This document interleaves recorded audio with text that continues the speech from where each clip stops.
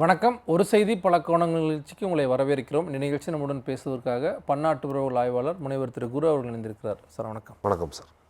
கடந்த முறை பிரிக்ஸ் தொடர்பாக பேசியிருந்தோம். இந்த முறை உக்ரைன் மீதான ரஷ்யா அந்த போரை 50 நாட்களுக்குள் நிறுத்தணும் அப்படின்ட்டு ட்ரம்ப் கெடு வச்சிருக்கார். என்ன என்ன நோக்கமாக இருக்குது இதில்? அப்போ ட்ரம்ப் அவருடைய பொறுமையை கொஞ்சம் இழந்துட்டு இருக்கிறதாக அவராகவே சொல்கிறார். இப்போ கடைசியாக கூட அவர் கொடுத்த பேட்டியில் பார்த்தீங்கன்னா, புட்டின் ஆரம்பத்தில் அவர் என்ன சொல்லிட்டு இருந்தாருன்னா, யுக்ரைனும் ஜெலன்ஸ்கியும் தான் போர் நிறுத்துவதற்கு பெரும்பாலாக உதவி செய்யலை அப்படிங்கிற மாதிரியான ஒரு கருத்தை முதல்ல முன் வச்சார். இப்போ அவருடைய பார்வை என்பது புட்டின் மேலே அதிகமாக திரும்பி இருக்கிறத நம்ம பார்க்கலாம். ஒரு அமைதி பேச்சுவார்த்தை நடத்துவதற்கு புட்டின் தான் இங்கே தடைக்கல்லாக இருக்கிறார் அப்படின்னு தான் இப்போ ட்ரம்ப் கடைசியாக கொடுத்த பேட்டியில் சொல்கிறாரு. வெளிப்படையாக பேசுறதுக்கான காரணம் என்னவா அமையுது? இது வரைக்குமே உக்ரைன் அதிபரை அழைச்சிட்டு கடுமையாக திட்டினதெல்லாமே பார்த்தோம், லைவில் திட்டுறதெல்லாமே நம்ம பார்த்தோம். இப்போ என்ன மாற்றம் நடந்திருக்கப்போ? இப்போ அவர் அதிபராக தேர்ந்தெடுக்கப்பட்ட நாளிலிருந்தே நீங்கள் பார்த்தீங்கன்னா, நான் யார் பக்கமும் இல்லை, நான் தன்னிச்சையாக தான் இந்த இடத்துல முடிவு எடுக்கிறேன். ஏன்னா அமெரிக்காவிலேயே ஒரு குற்றச்சாட்டு அவர் மேலே இருந்தது என்னென்னா, ரஷ்யாவிற்கு அதீதமாக ஆதரவு தெரிவிக்கிறார். புட்டினுடைய வார்த்தைகளை ட்ரம்ப் எளிதாக நம்புகிறார் அப்படிங்கிற மாதிரியான ஒரு பார்வை ஆரம்ப காலத்திலிருந்தே இருந்தது. இப்போ நீங்கள் குறிப்பிட்டது போல் அந்த ஓவல் ஆஃபீஸில் ஜெலன்ஸ்கி கூட நடந்த அந்த ஒரு ஒரு ஒரு பதற்றமான ஒரு சூழலுமே அதனுடைய காரணத்தினால்தான் நடந்து இருக்கிறது. அப்படி இருக்கும் சூழலில் இந்த கடந்த ஒரு மாத காலமாக Russia drone and missile attacks அதிகமாகவே யுக்ரைன் மீது செலுத்தி வருவதால் ட்ரம்புடைய ஒப்பிடும்போது கொஞ்சம் அதிகப்படுத்திட்டே இருக்காங்க, நாளுக்கு நாள் அதிகமாகி இருக்கிறது. இந்த கடந்த 2-3 மாதங்களில் அதுவும் குறிப்பாக அமெரிக்காவுடைய கவனம் என்பது மத்திய கிழக்கு நாடுகள் மீது அதிகமாக இருந்த ஒரு காலகட்டத்தில் ரஷ்யாவுடைய இந்த தாக்குதல் அதிகரிச்சிருக்கிறது அப்படிங்கிறது இப்போ ட்ரம்பினுடைய கவனத்திற்கு வந்திருப்பதை நம்ம பார்க்கலாம். ஓகே, குறிப்பிட்ட நேட்டோ நாடுகள் மீது மிக முக்கியமான அழுத்தத்தை கொடுக்கக்கூடிய விதமாக 2ஆம் நிலை பொருளாதார தடைகள் எல்லாமே விதிக்கப்படும். அதில் இந்தியா, சீனா, பிரேசில் ஆகிய நாடுகள் குறிப்பிட்றாங்க. நம்ம அதில் என்ன புரிஞ்சுக்கிறது? நேட்டோனுடைய பொதுச் செயலாளரும் ட்ரம்ப்பும் பேசுகிறாங்க. அப்போ அந்த டிஸ்கஷனில் அப்போ என்ன நடந்திருக்கப்போ? இப்போ அவர் வந்த காலத்திலிருந்தே நேட்டோ மீது அவருக்கு பெரிதாக ஒரு பாசிட்டிவான ஒரு அவுட்லுக் இல்லை அப்படிங்கிறத நம்ம பார்க்க முடியும். பிரிக்ஸை போல கிடையாது. நேட்டோவை பொறுத்த வரைக்கும் அமெரிக்கா நேட்டோவில் ஒரு அங்கமாக வைக்கக்கூடிய, நேட்டோவை தலைமை தாங்கக்கூடிய ஒரு நாடாகத்தான் இருந்திருக்கிறது. நேட்டோவை பொறுத்த வரைக்கும் அவருக்கு என்ன பிரச்சனையாக பார்க்கிறார் என்றால், நேட்டோவில் மற்ற நாடுகளுடைய பாதுகாப்பிற்காக அமெரிக்கா தான் அதிகமாக செலவு செய்கிறது அப்படிங்கிறது தான் ட்ரம்ப்புடைய ஒரு அடிப்படையான புரிதல். அதனால் ட்ரம்ப்பிற்கு என்ன மாதிரியான மாற்றங்கள் நேட்டோவில் எதிர்பார்க்கிறார் அப்படிங்கிறத கணித்து நேட்டோவுடைய செக்ரட்டரி ஜெனரல் மார்க் ரட் இவரும் மற்ற ஐரோப்பிய தலைவர்கள், நேட்டோவில் அங்கமாக இருக்கக்கூடிய மற்ற ஐரோப்பிய தலைவர்களும் சமீபமாக நெதர்லாண்ட்ஸில் நடந்த நேட்டோ சம்மிட்டில் மற்ற நாடுகள் தங்களுடைய டிஃபென்ஸ் பட்ஜெட்டில் 5% ட்ரம்ப் கேட்டதைப் போலவே 5% நாங்கள் எங்களுடைய பாதுகாப்பிற்காக நேட்டோவிற்கு அளிப்போம் அப்படிங்கிற ஒரு உறுதியை தெரிவிச்சிருக்காங்க. இது ட்ரம்பினுடைய பார்வை நேட்டோவின் பக்கம் இன்னும் கொஞ்சம் பாசிட்டிவாக மாற்றிருக்குது அப்படிங்கிற ஒரு விஷயத்தை நம்ம பார்க்க முடியுது. ரஷ்யாவிலிருந்து ஏற்றுமதி செய்யக்கூடிய நாடுகள் மீதும் 2ஆம் நிலை தடை விதிக்கப்படும் அப்படிங்கிறாங்க. அப்போ அதில் இந்தியாவும் வந்துடுது. இப்போ அது எந்தளவுக்கு ஒரு சீரியஸான விஷயமாக நகர்த்துறாங்க? அதாவது நட்பு நாடுகள் நீங்கள் ரஷ்யாவுக்கு எடுத்து சொல்லணும் அப்படிங்கிற ரீதியில் எடுத்துகிட்டு போகிறாங்களா, இல்லை இதை எப்படி புரிஞ்சுக்கிறது?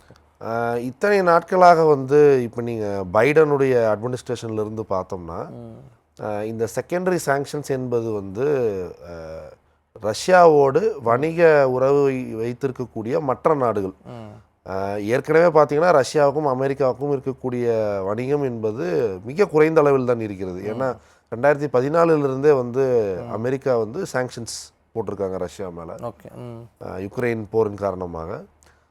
அதே நேரத்தில் பார்த்தீங்கன்னா இந்த ஒரு விண்டோவில் இந்தியா, பிரேசில், சைனா போன்ற நாடுகள் ரஷ்யாவோடு தங்களுடைய வணிகத்தை அதுவும் குறிப்பாக ஆயில் இம்போர்ட்ஸ் இதை ரொம்பவே அதிகப்படுத்தி இருக்கிறத நம்ம பார்க்க முடியுது. குறிப்பிட்ட இந்த உக்ரைன் போர் பிறகாக வந்து இன்னும் அதிகப்படுத்துது நம்ம புரிஞ்சுக்கலாமா? ஆமாம், குறிப்பாக ஆயில் இம்போர்ட்ஸ் வந்து ரொம்பவே அதிகமாக இருக்குது. அதே நேரத்தில் இந்தியா போன்ற நாடுகள் வந்து தங்களுடைய டிஃபென்ஸ் இம்போர்ட்ஸுக்காகவும் ரஷ்யாவை பெரிதளவு இன்னமுமே நமக்கு வந்து ரஷ்யா தான் பெரிய டிஃபென்ஸ் சப்ளையராக இருக்கிறார்கள். இந்த மாதிரியான வணிகம் வந்து தொடர்ந்து கொண்டே தான் இருக்கிறது.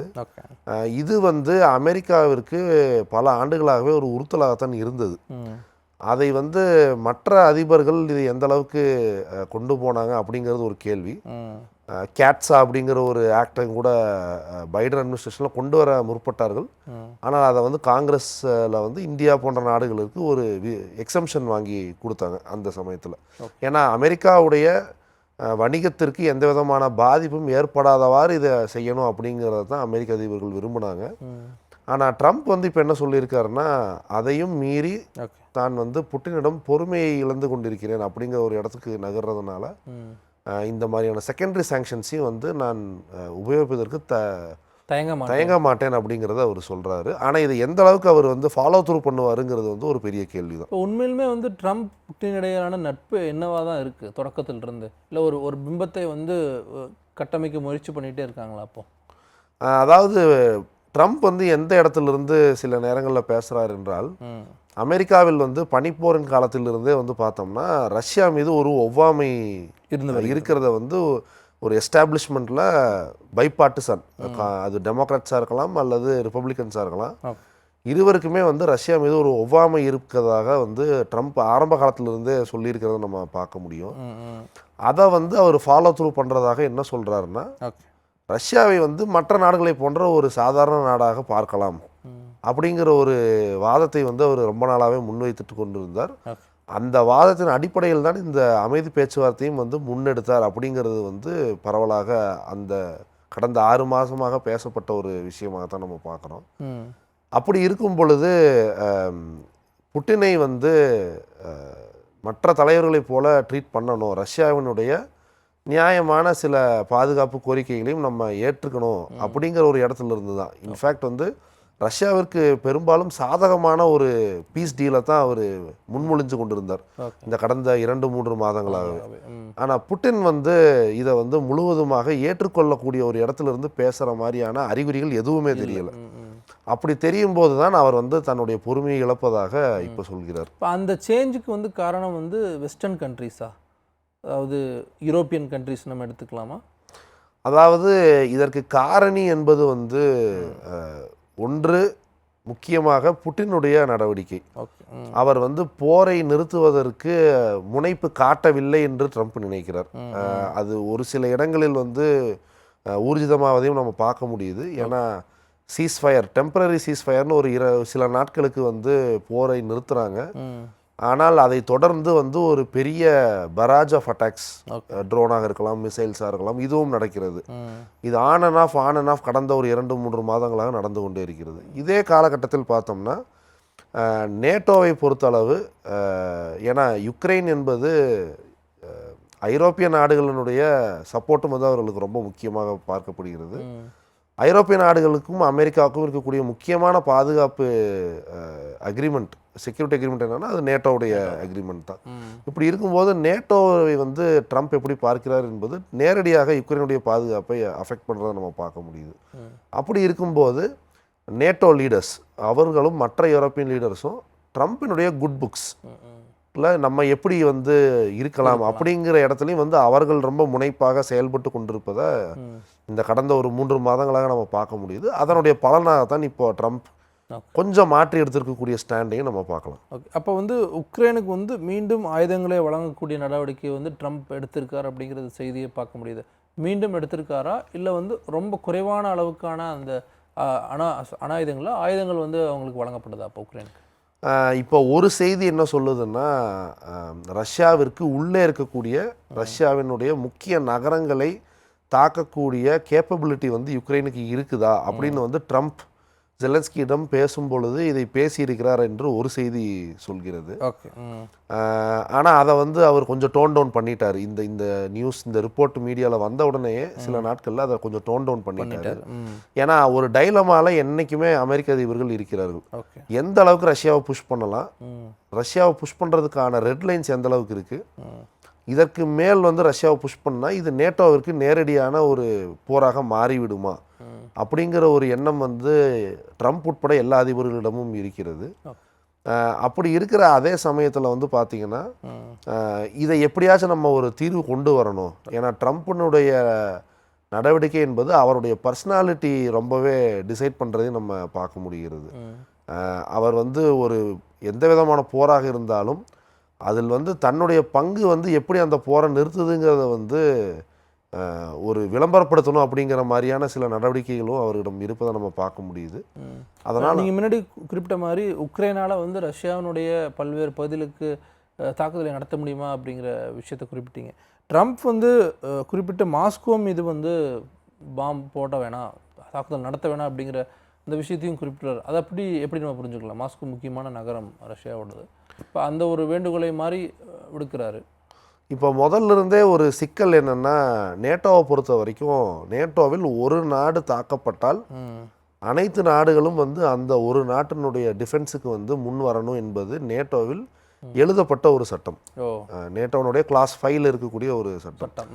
ஸோ அமெரிக்க அதிபர்கள் ஆரம்பத்திலிருந்தே என்ன நடக்க வேண்டாம் என்பதை நினைக்கிறாங்கன்னா, யுக்ரைனுடைய அளவுக்கு மட்டும் போர் லிமிட்டடாக இருந்துச்சுன்னா அமெரிக்கா மற்றும் நேட்டோனுடைய இன்வால்மெண்ட்டுங்கிறது வந்து ஒரு திரைமறைவுக்கு பின்னாடி இருந்திருக்கும்.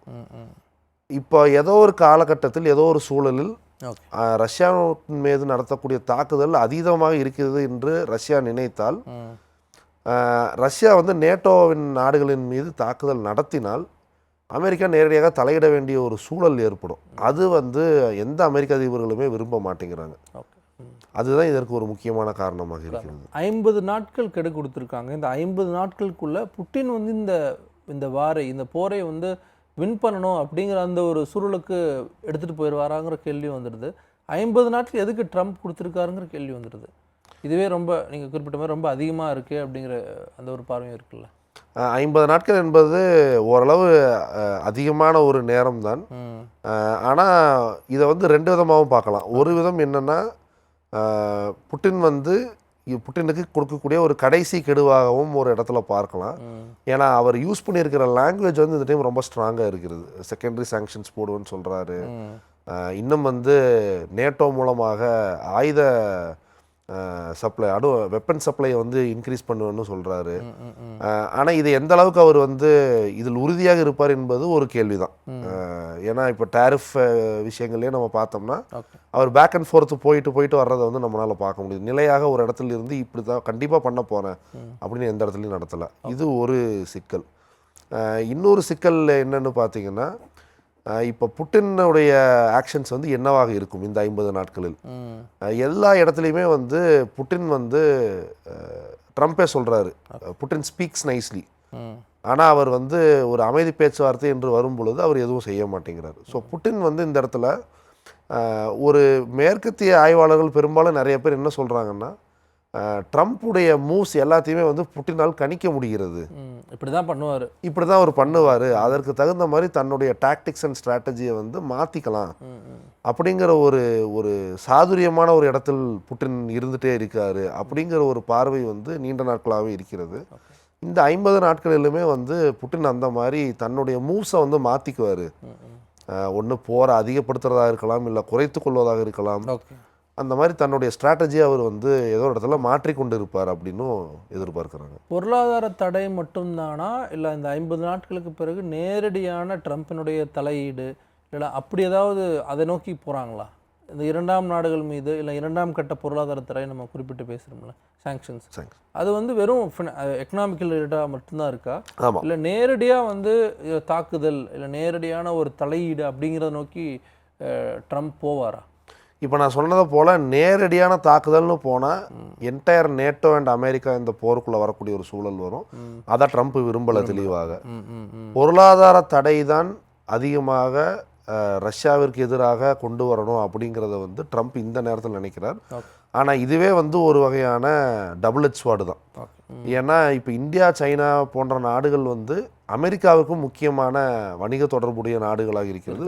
ஒரு பெரிய ட்ரேட் ரிலேஷன்ஷிப். இந்தியாவுக்கு வந்து அமெரிக்கா தான் பெரிய ட்ரேடிங் பார்ட்னராக இருக்குது, அமெரிக்காவிற்கு சீனா தான் பெரிய ட்ரேடிங் பார்ட்னராக இருக்கிறது.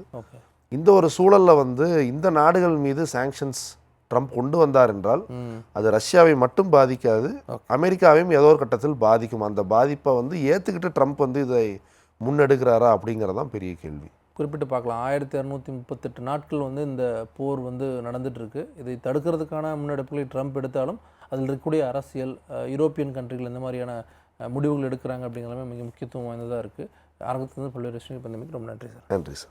நேயர்களே, மீண்டும் ஒரு நிகழ்ச்சி சந்திக்கலாம். நன்றி, வணக்கம்.